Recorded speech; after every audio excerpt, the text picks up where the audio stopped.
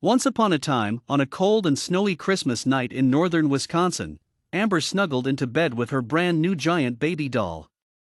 She had gotten several things that morning, including a spy kit, an old heirloom necklace from her grandma, a giant box of chocolates, and a gift card to her favorite toy store, but her favorite gift was the giant soft baby doll that she now snuggled with. As she thought about her day, she decided to get back up again and write about this tremendous and life-changing day in her diary. The morning had started promptly at 6 a.m. when her dog, Sasha, had awoken the family with an excited Christmas howl. Amber's feet hit the ground as soon as her eyes opened. It was Christmas morning, and the presents under the tree were waiting to be opened.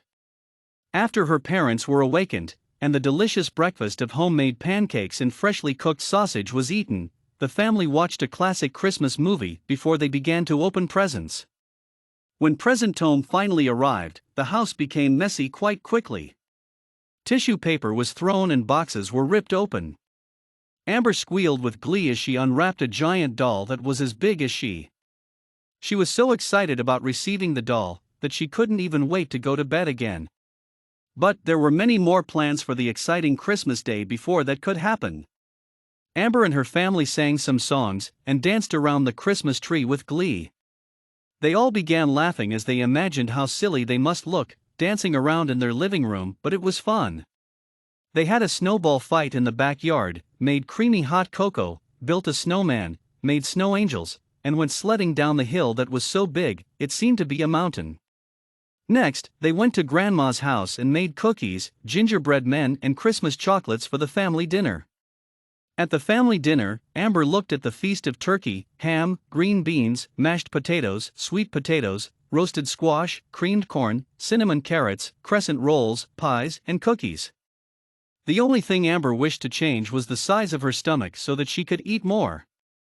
She was jealous of her cousin, whom her mother said was going through a growth spurt and could eat an entire cow if he set his mind to it. One day, Amber thought, I will eat as much as he can, and I can enjoy all of the foods that Grandma makes. To end all of the excitement of the day, the entire family went caroling from door to door, singing the beautiful songs that Amber had learned in church.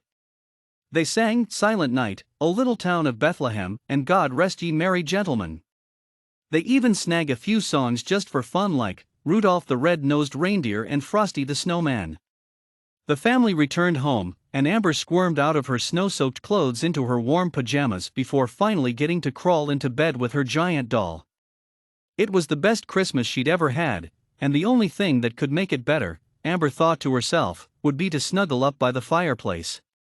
So Amber snuck down the creaky stairs, threw a few logs in the fireplace, and struck a match.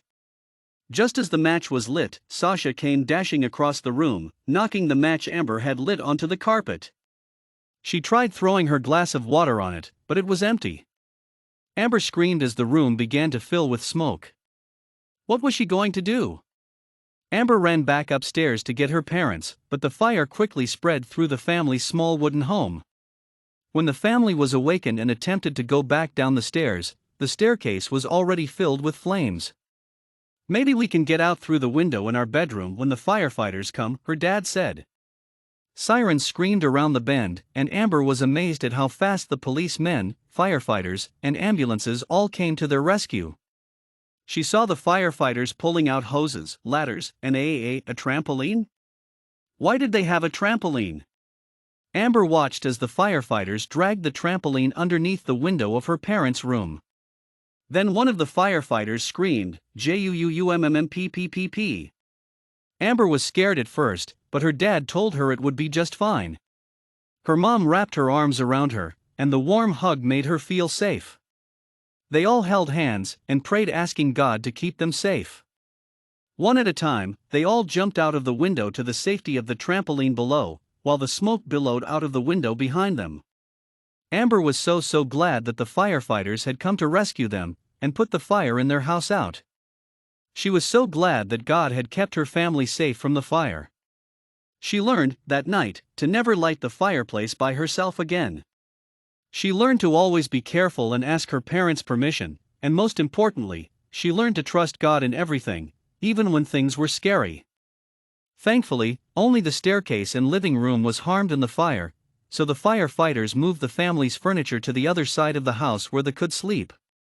She and Sasha even got to share one huge mattress with her parents, and being with them made her feel even more safe.